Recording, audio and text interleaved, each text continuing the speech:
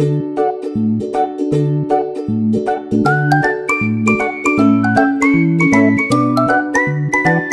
today video, maglinis room namin, super dumi ng room namin dahil kalat ng manga aso namin, kaya nakadecide ako maglinis na lang ako. Kwarto namin kasi late na lang workshop yung asawa ko, hahahas. Oh my God! Sorry, di kuha maganda pag video yung wallis ako. Kung nakita nyo lang kung gaano kalat ng bahay namin, in kagagalit asawa ko, kaya total plan naman ako isip na content, kaya ito nang maglinis ng dito sa kwarto namin. Hindi pala madali once asawa mo maiwan sa bahay, sakit pala sa ulo, kaya pala maganda mag-trouble ka kaysa maiwan ka sa bahay.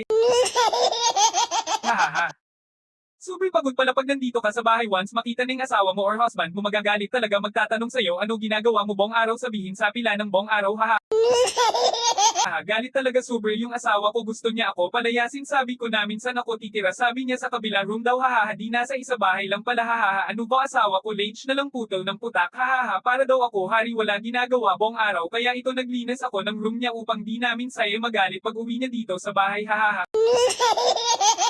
Kaya lucky smile asawa ko, super linis room niya, haha. Yun, salamat, please like and share.